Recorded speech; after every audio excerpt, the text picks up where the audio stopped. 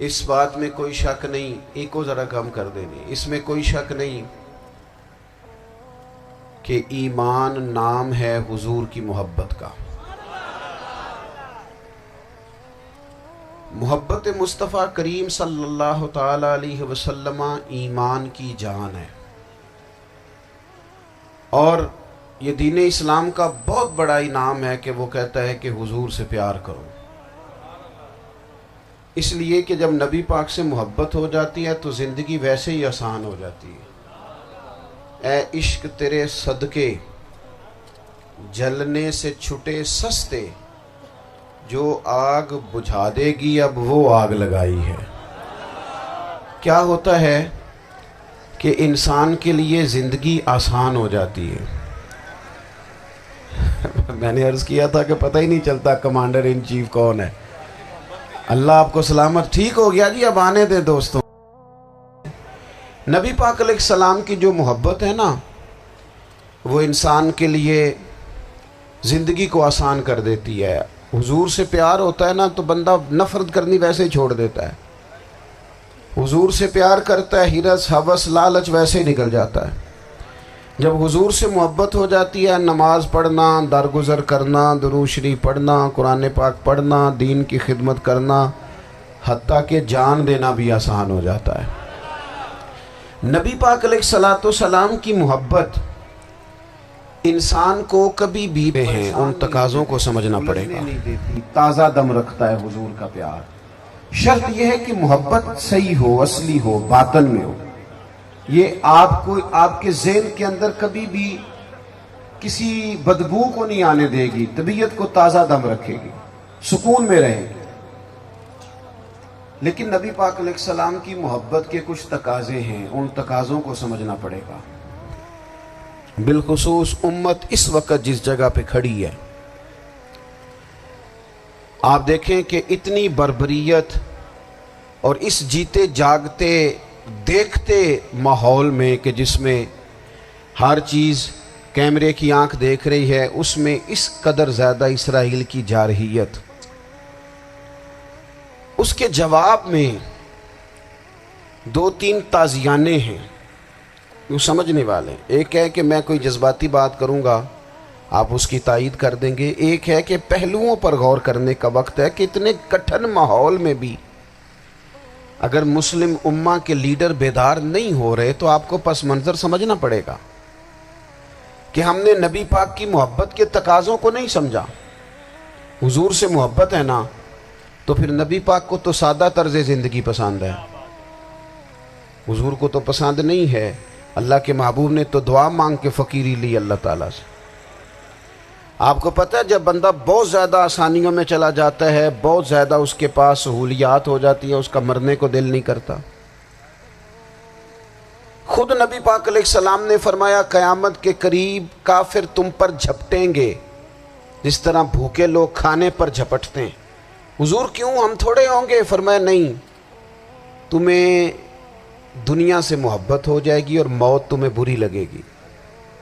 اتنے بڑے بڑے بنگلے، عالی شان محلات، کس کا چھوڑ کے مرنے کو جی چاہتا ہے معاذ اللہ۔ نبی پاک کی محبت کا تقاضا سمجھو، ایسا نہیں کہ وہاں دولت آئی نہیں۔ حضور تو فرماتے ہیں کہ اللہ نے خزانوں کی کنجیاں میرے ہاتھ میں رکھ دی ہیں، لیکن میں نے عرض کیا مالک ایک وقت روٹی دینا اور ایک وقت کا فاقہ دینا۔ کنجیاں خزانوں کی اللہ نے دی۔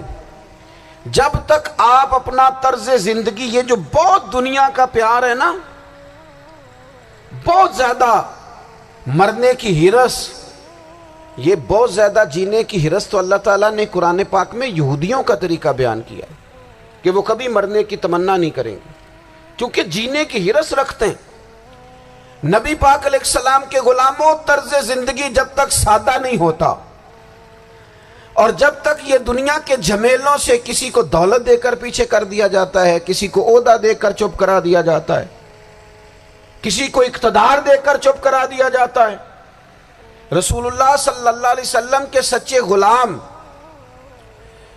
انہیں ایک بات کی سمجھ آ گئی تھی کہ ہمیں ہمارے رب نے کہا ہے قُلْ إِن كُنْتُمْ تُحِبُّونَ اللَّهَ فَاتَّبِعُونِي يُحْبِبْكُمُ اللَّهُ۔ اے محبوب آپ ان سے فرما دیں اگر رب سے محبت کرنا چاہتے ہیں تو آپ کی پیروی کریں، اللہ خود ان سے محبت فرمائے گا جب رب بھی ان کا ہو جائے گا، جب رب بھی ان کا کی محمد سے وفا تو نے تو ہم، یہ جہاں چیز ہے کیا، یہ لوح و قلم تیرے ہیں، اس کا کیا مطلب ہوا؟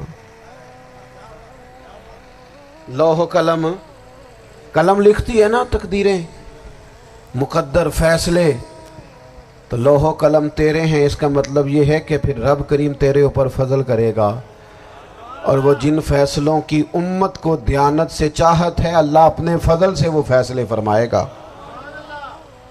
جب تک زندگی حضور کی غلامی کی طرف نہیں جاتی وہ اللہ تعالیٰ کی تائید نہیں پاتی۔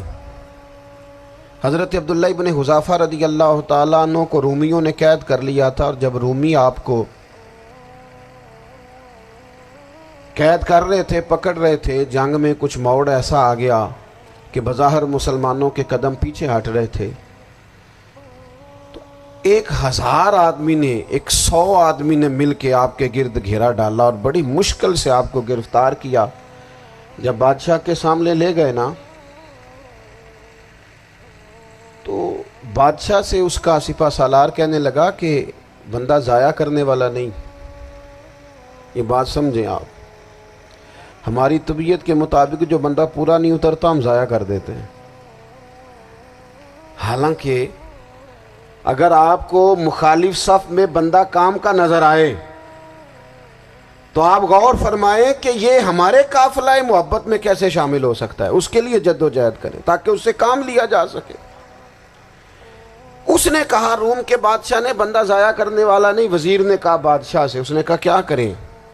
کچھ ایسا کریں کہ یہ معاذ اللہ ہمارے دین میں آ جائے، اور قرآن مجید نے واضح کہہ دیا ہے کہ یہودی اور عیسائی تم سے راضی نہیں ہو سکتے حتی تتبع ملتہم، جب تک کہ تم ان کے دین کی پیروی نہ کرو، ان کو کسی طریقے سے معاذ اللہ عیسائی بنایا جائے۔ تو بادشاہ کہنے لگا 2-3 چیزیں ہیں جس سے کوئی بندہ بھی خریدا جا سکتا ہے، کر لیتے ہیں بات۔ اس نے سب سے پہلے حضرت عبداللہ ابن حذافہ سے کہا کہ جتنے پیسے آپ کہیں گے آپ کو ملیں گے، آپ اس دین میں آ جائیں معاذ اللہ۔ تو حضرت عبداللہ ابن حذافہ نا، کچھ لوگ بڑے سیانے ہوتے ہیں، بردبار ہوتے ہیں، بعض باتوں پر غصہ نہیں کرتے، ہنستے ہیں۔ حضرت عبداللہ ابن حذافہ ہنس پڑے، فرمانے لگے تجھے کس نے بادشاہ بنایا؟ تو بڑا بیوقوف آدمی ہے۔ اس نے کہا کیا مطلب؟ فرمانے لگے نادان، میں تو تلوار لے کے میدان میں آیا ہوں، مجھے دولت کمانی ہوتی میں تجارت کرتا، میں تجارت نہیں کر رہا، میں تو شہادت کے لیے نکلا ہوا ہوں، اور تو مجھے کہہ رہا ہے پیسے لے لے، کو عقل کی بات کر۔ اس نے دوسری بات کی،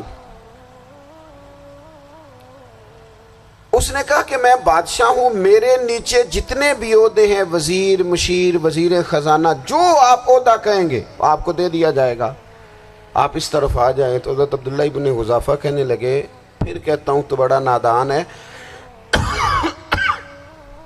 فرمانے لگے میں حضور کا صحابی ہوں، اور صحابی ہونے سے بڑا عہدہ دنیا میں ہے ہی کوئی نہیں۔ صحابہ وہ صحابہ جن کی ہر صبح عید ہوتی تھی، خدا کا قرب حاصل تھا، نبی کی دید ہوتی تھی۔ کہا تو مجھے لالچ دے رہا ہے؟